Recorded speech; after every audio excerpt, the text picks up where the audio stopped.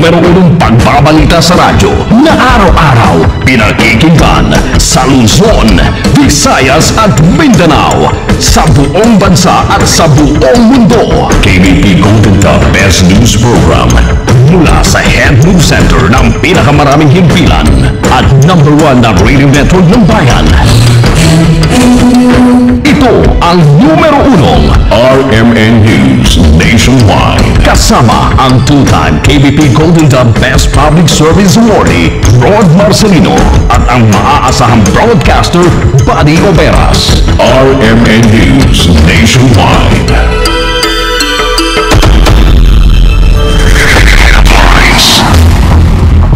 Ngayong umaga sa RMN News Nationwide, tinatayang 21 milyong mag-aaral sa public school balik eskwela ngayong araw. PNP, tiniyak ang seguridad sa buong bansa. Sa principal, iyan ang aming mga unang kinakausap pagdating dyan sa seguridad para malaman nila ang mga hotline numbers ng bawat syudad, bawat estasyon ng pulis sa area. Enhurloy, pagpapaliwanagin ng DOJ sa mga naburang files sa kanyang hard drive kaugnay sa PDAV scam. Pahayag ng Malacanang ng Bagyong Yolanda ang dahilan ng pagbagal na ekonomiya ng bansa, kinontra na ekonomista si Professor Winnie Monsod. Aligasyong namang pag-iispiya sa naval base sa Cagayan itinanggi ng Estados Unidos. Balitang negosyo, dagdag bawas sa presyo ng produktong petrolyo, nakamba na naman. Sa ibayong dagat, 14 patay ng bombahe ng isang bar sa Nigeria. Buong bansang pagsasarang boses ng balita. RMN News Nationwide. Mabuhay Pilipinas, umaga na po ng Lunes, opening ng pampublikong klase, June 2, 2014. Ito ang numero 1 ng RMN News Nationwide. Ako si Buddy Oberas. Ako naman si Rod Marcelino. Live tayo sa DXCC 828 RMN Cagayan de Oro, DWDY 1107 RMN Kawayan, YKR 11 RMN Kalibo at sa DXIC 711 RMN Iligan. Live din sa RMN Media TV Zamboanga. Live International via Ustream, search RMN Manila. Live din sa WRMN New York, USA. At sa lahat po natin mga number 1 RMN AM station. Magandang araw ang pasalubong. RMN News Panahon. Kasamang Rod, mga kasama, sa unang araw po ng klase ngayong Lunes. Sa latest weather bulletin, mga kasama at kasamang body ng Pag-asa, abay buong bansa magiging bahagyang maulap na may kalat-kalat na pag-ulan, na may kidlat at sa bandang tanghali po ito. Sa kabila naman yan, mahina hanggang katamtaman ng hangin mula sa Timog Silangan, bahagi po ng Pilipinas. Ang iiral sa Luzon mula naman sa Silangan, Timog, Kabisayaan at Mindanao. At ang mga baybaying dagat sa buong kapuluan ay magiging banayad hanggang sa katamtaman ang pag-alon. RMN News Nationwide. Kasama, aabot po sa halos 21 milyong mag-aaral mula sa pampublikong paaralan na magbabalik eskwela ngayong araw. Sa tala ng Department of Education, inaasang abot sa 20.9 million ang enrollment ngayong pong taon, kung saan 1.79 million ay kabilang sa kindergarten, 13.3 million sa elementarya at 5.8 million sa sekundarya. Kaugnay niyan, tiniyak ni Philippine National Police Spokesperson Senior Superintendent Wilben Mayor ang seguridad pa rin na mga magbabalik eskwela ngayong pagbubukas ng klase. Naglayo na tayo sa Department of Education at ugnay din natin dyan yung mga local government units. Andiyan po yung MMDA, yung mga traffic enforcers po ng bawat city o bayan. Pinapayuhan din ang mga bagong estudyante na magkaroon ng kasama sa pagpasok sa eskwelahan, lalo na mga nanggagaling daw ho sa mga probinsya. Sa ngayon, ina-assess pa natin yan for the meantime kasi unang bukas pa lang naman sa araw na to. Yun, ang papayo lang natin, lalong-lalo na sa mga estudyante sa gabi na lumalabas, mas maganda kung kayo ay grupo na lumabas para at least ang meron kayong mga kasama kung sakaling dadaan kayo, lalong-lalo na sa mga dumadidilim na lugar. Yung mga bagong estudyante na galing ng probinsya, mas maganda meron kang kasama. Ito ay bago ka sumakay ng isang sasakyan. Una na pong nagpakalat naman ito ng flyers na may titulong Balik Eskwela 2014 kung saan nakapaloob ay lang paalala sa mga magulang at estudyante para sa ligtas na pasukan. Tiniyak naman ng DepEd na naresolba na ang problemang kakulangan sa silid-aralan sa mga pampublikong paaralan. Sa kabila po ito, aminado si DepEd Assistant Secretary Jesus Mateo na hindi pa rin maiwasan ng overcrowding ng mga estudyante sa urban areas dahil tigit sa Kalakhang, Maynila. Mga kasama, sitwasyon naman sa unang araw ng klase dyan sa may Cebu o sa may Iloilo. Licensed ambulant vendor, bawal sa 50-meter radius sa mga eskwelahan. Mula naman Iloilo, detalye kasama si Charm Gabileo. RMN Report. Pinagbabawal ng PNP ang pagbibenta ng mga licensed ambulant vendor 50 meters mula sa mga eskwelahan.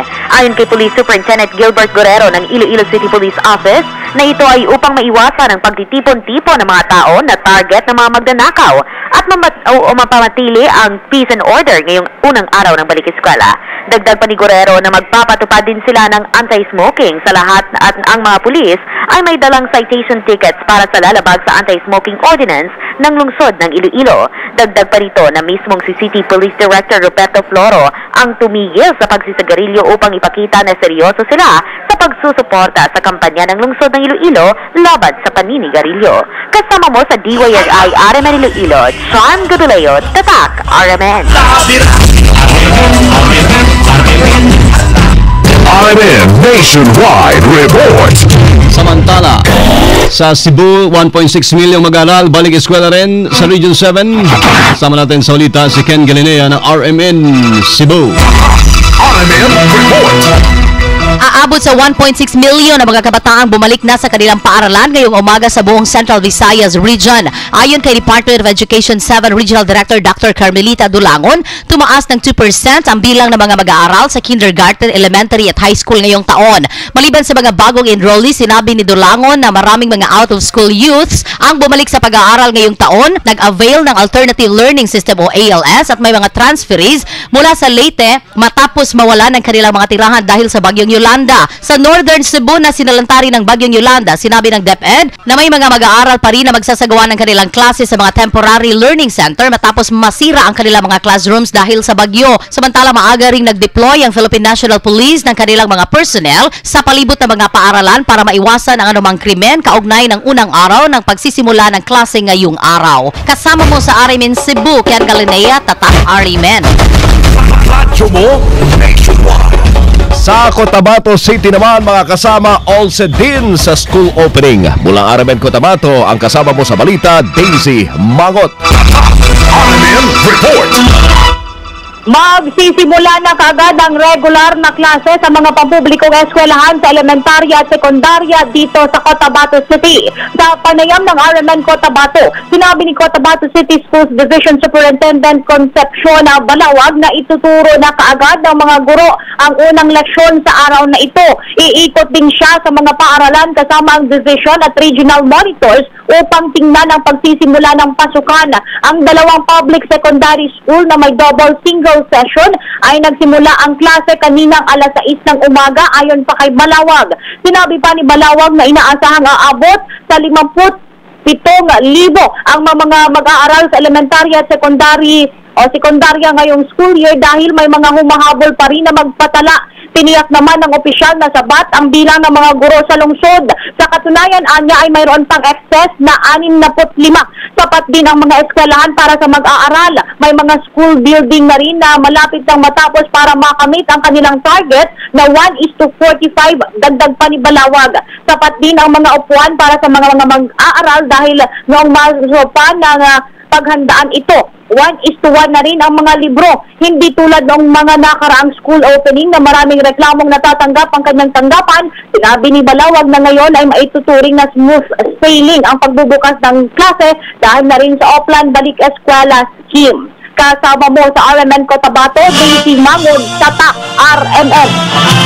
Radyo mo Nationwide. RMN News Nationwide.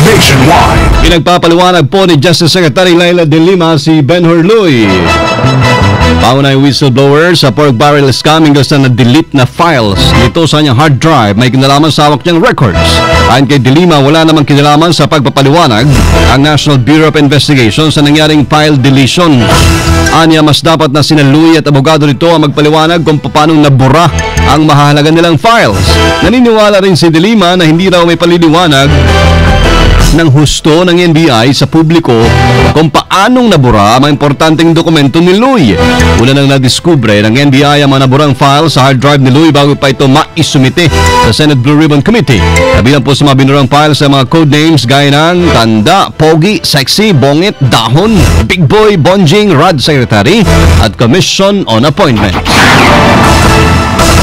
Naniniwala naman ang ekonomistang si Professor Winnie Monsod na hindi dapat isisi sa mga kalamidad ang mabagal na ekonomiya ng bansa. Ayon kay Monsod, hindi makatwiran ang paliwanag na kaya bumaba sa 5.7% ang ekonomiya ng bansa ay dahil sa epekto ng pananalasa ng Bagyong Yolanda. Ipinaliwanag niyang noong nakarang taon sa pananalasa ng bagyo at hindi naman buong bansa ang tinamaan nito, kundi ang ilang bahagi lang ng Visayas. Iginit ni Monsod na wala namang nangyaring anumang malalang insidente sa bansa noong Enero hanggang Marso. Matatandaan nung nakarang linggo, lumabas ang ulat ng Philippine Statistics Agency na nasa 5.7% ang gross domestic product ng bansa sa unang 3 buwan ng 2014.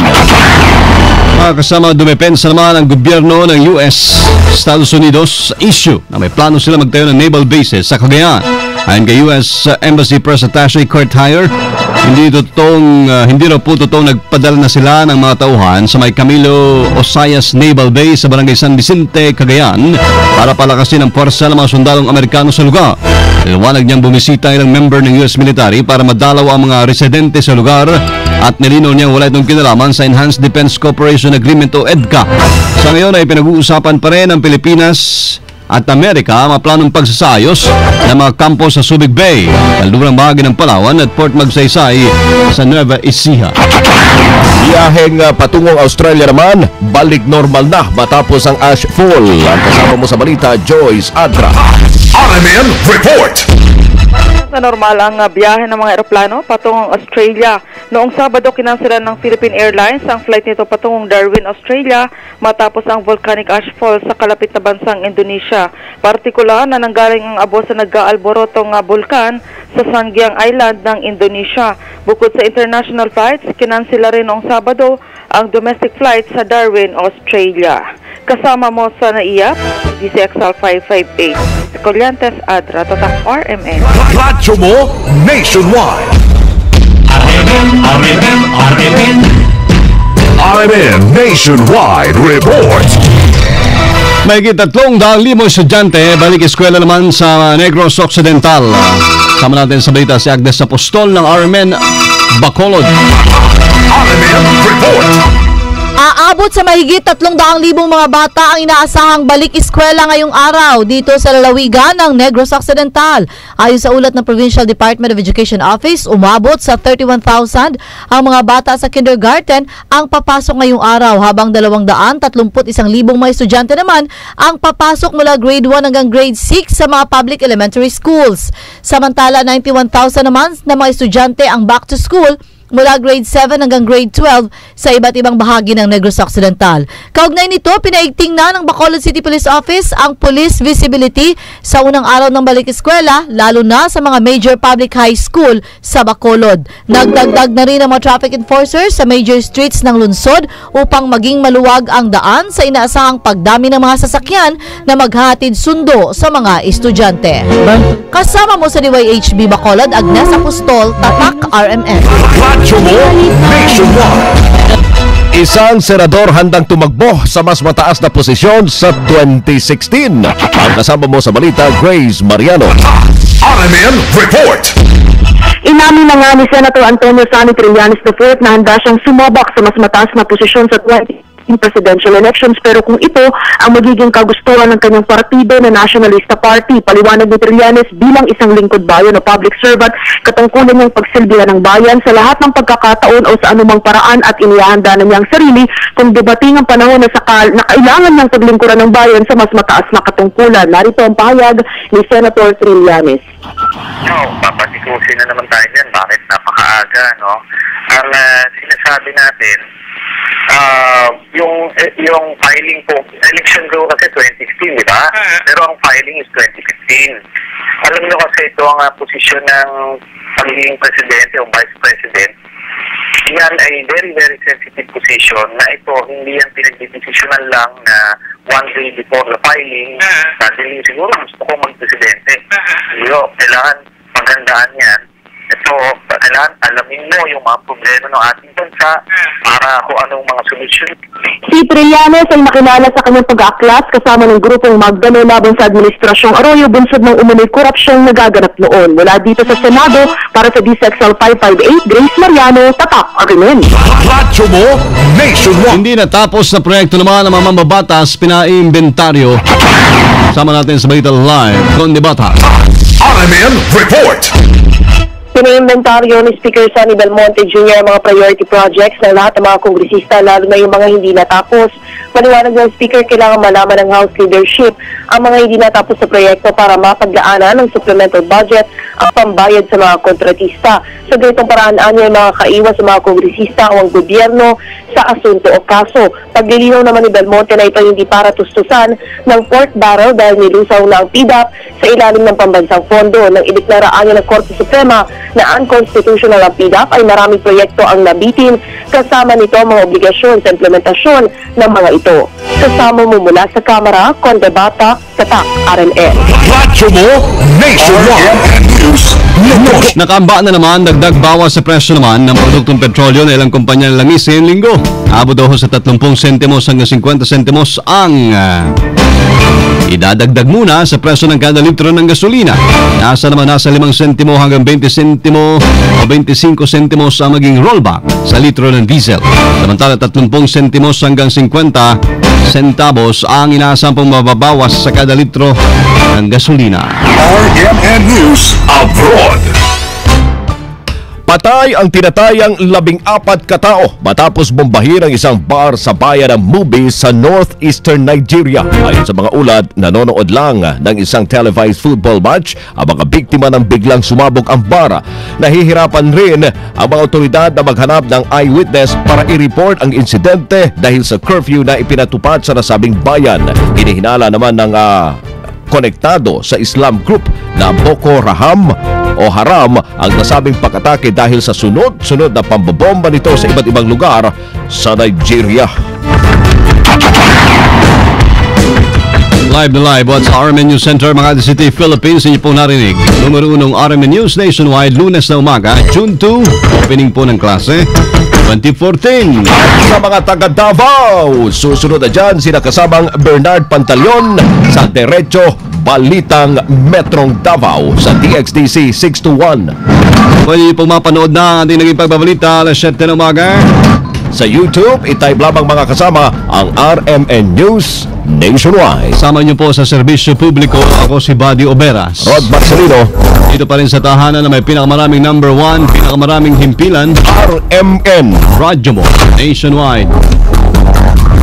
Pinakamalaking mga balita abot sa bawat Pilipino sa bansa. RMN News Nationwide. At alas 7, 18 na umaga. RMN